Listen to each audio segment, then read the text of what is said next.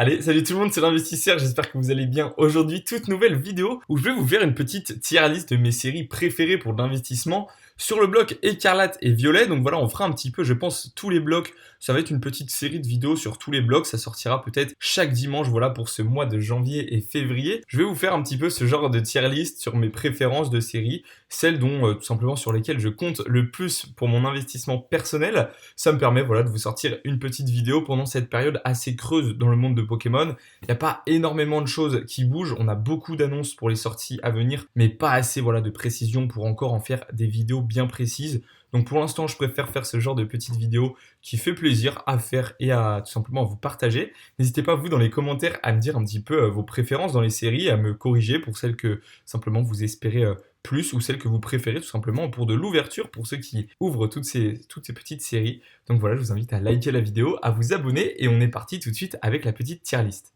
Du coup, on se retrouve sur un site tout simplement où on a une sorte de tier list déjà toute faite.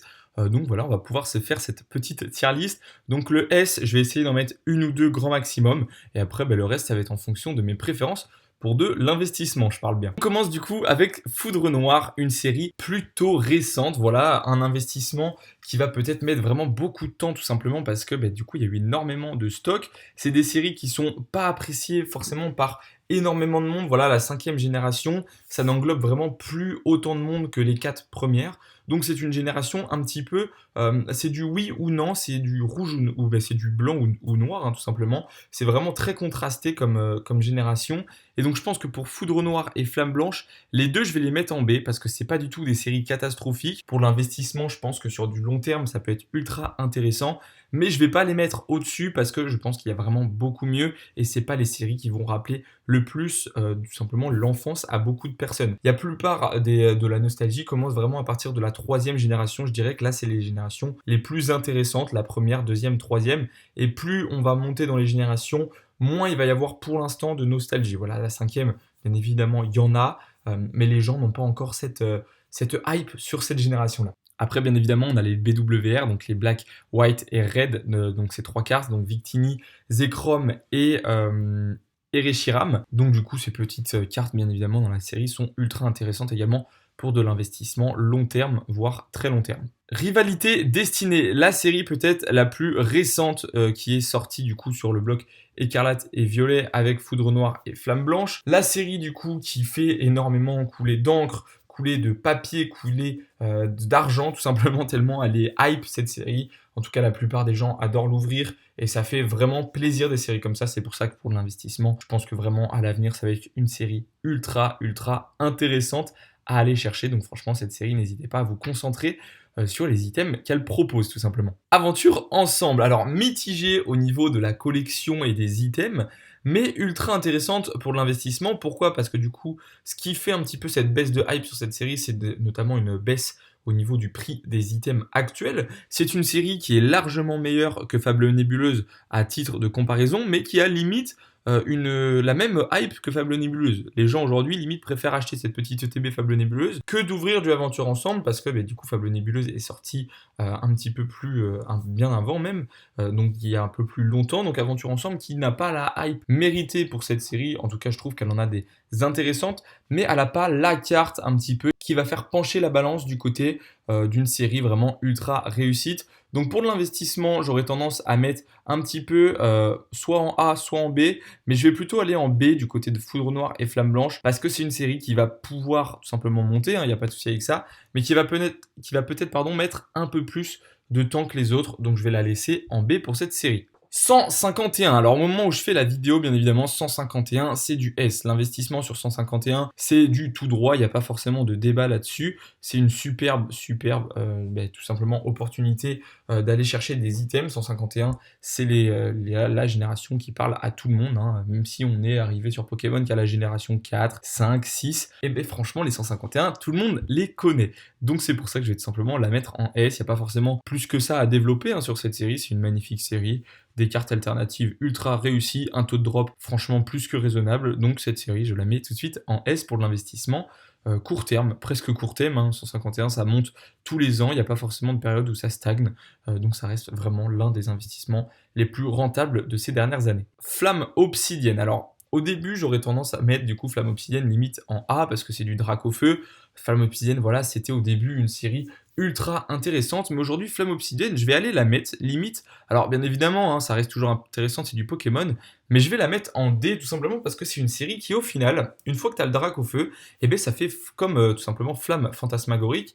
C'est pas forcément une série où il y a énormément de cartes à aller chercher, ce qui fait que les collectionneurs n'ont pas forcément d'intérêt à aller du coup chercher des items de cette série-là. Donc Flamme Obsidienne, l'ETB est intéressante parce que c'est d'une ETB et que chaque ETB où ça représente un starter ou du Dracofeu ou du Pikachu, eh ben, ça reste intéressant. Mais la série en global, je vais la mettre en D.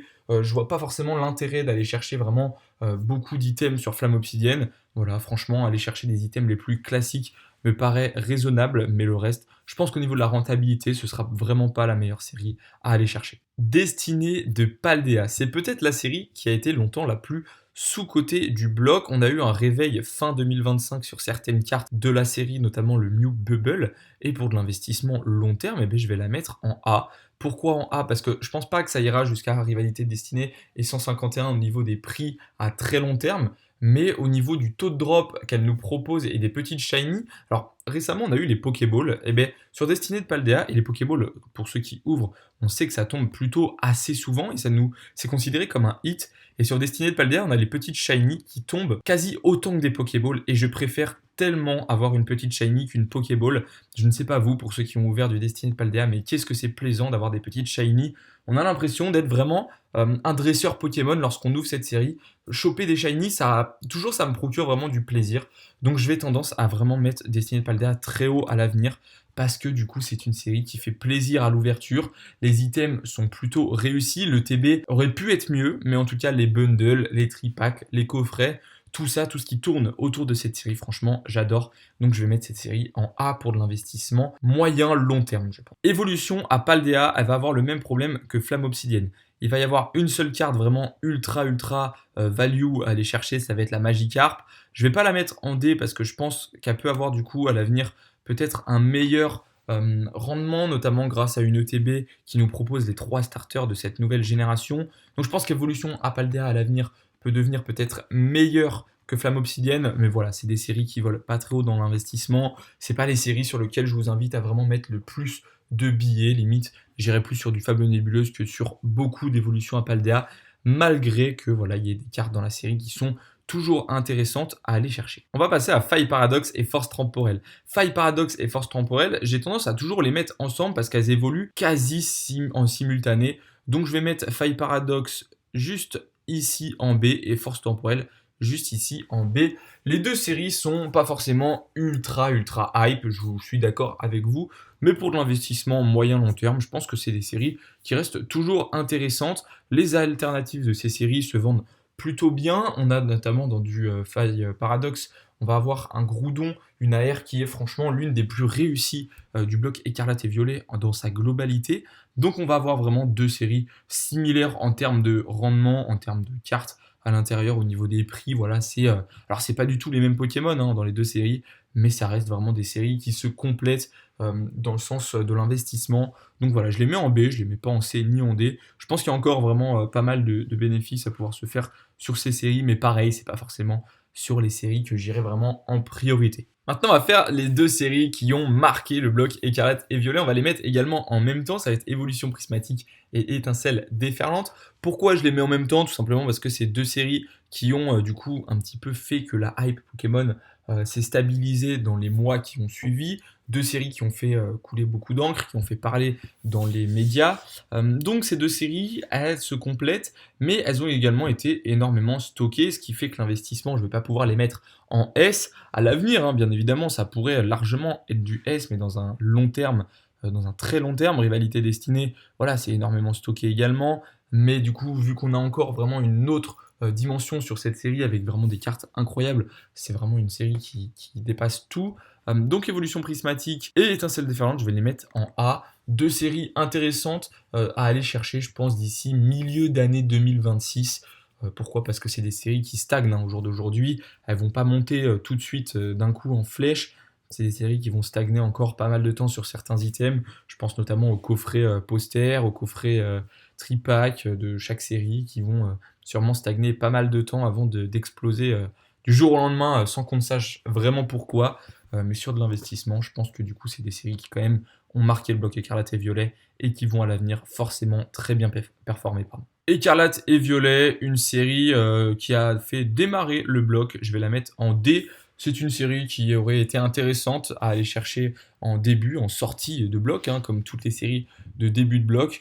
Je pense que voilà, les ETB Écarlate et Violet sont encore intéressantes parce que comme j'aime bien le dire, les premières séries sont toujours un petit peu soit mitigées, soit réussies.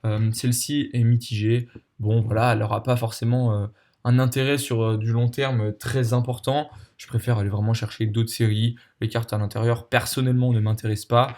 Et quand moi, personnellement, ça m'intéresse pas, j'ai pas envie de m'embêter à aller chercher ce genre de série.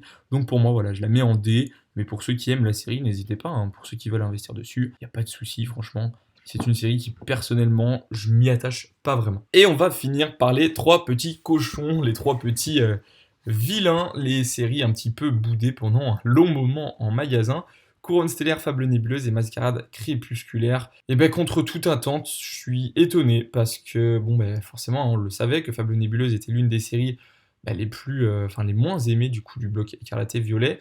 Mais je m'attendais pas à une remontée aussi rapide. Je m'attendais pas à ce que la hype aille aussi vite. Moi personnellement j'ai du Fable nébuleuse en investissement. Je m'en cache pas, j'ai jamais caché que j'investissais sur cette série, mais voilà, pas forcément en grosse quantité, parce que forcément c'est toujours des risques d'investir sur une série qui est à contre-sens du marché, c'est-à-dire une série qui n'est pas forcément aimée au moment où la hype est sur le Pokémon, et sur Pokémon, pardon. Donc Fable Nébuleuse, je vais la mettre en A. C'est, je pense, une série qui, à l'avenir, pourrait être ultra intéressante, parce que tellement boudée que les items ont été tellement un petit peu mis de côté, tellement ouverts, ouvert sur des coups de tête, tellement que ça vaut rien comme série. C'est une série qui coûtait pas cher il y a 1 an et demi, donc aujourd'hui l'avoir à des prix de 75 euros l'ETB, ça fait plaisir hein, pour nous, pour ceux qui en ont acheté bien évidemment, mais je pensais pas que ça allait monter aussi vite, donc je la mets en A sur la rentabilité. C'est l'une des séries qui m'a été le plus rentable sur cette année 2025, donc je vais la mettre en A pour le moment. Et Couronne stellaire et Mascarade crépusculaire, les deux non, Mascarade crépusculaire, je la mets en C et Couronne stellaire, je la mets en B. Mascarade crépusculaire, j'aurais espéré une montée un petit peu plus haute sur cette année 2025. Malheureusement, ça n'a pas été le cas, donc je vais la mettre en C pour une rentabilité long terme. Je pense que malheureusement, cette série, ça va être compliqué de monter plus que 100 euros l'ETB avant de stagner pendant un long moment. Et Couronne stellaire, par contre, bon, il y a des cartes intéressantes. Les couleurs de la série sont plutôt jolies. On a du stellaire dedans. Du Terra de Cristal, pardon. Donc je pense que c'est une série qui est un petit peu mitigée pour beaucoup, mais moi, personnellement, elle me plaît. J'ai aimé l'ouvrir et j'ai aimé la stocker, la garder et voir cette série.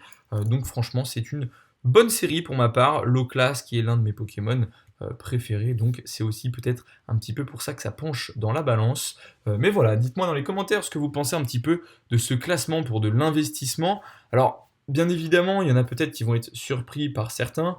L'investissement, forcément, c'est bien évidemment, ça reste un petit peu aussi sur la vague des séries populaires ou non. Quand on voit que 151, je l'ai mis en S, c'est pas anodin, ni Écarlate et Violet d'ailleurs en D, c'est pas forcément anodin non plus. Donc n'hésitez pas à me dire tout ça dans les commentaires, ce que vous en pensez. Moi, je vous souhaite un très bon dimanche et je vous dis à très bientôt pour tous ceux qui regardent du coup cette petite vidéo. Allez, salut!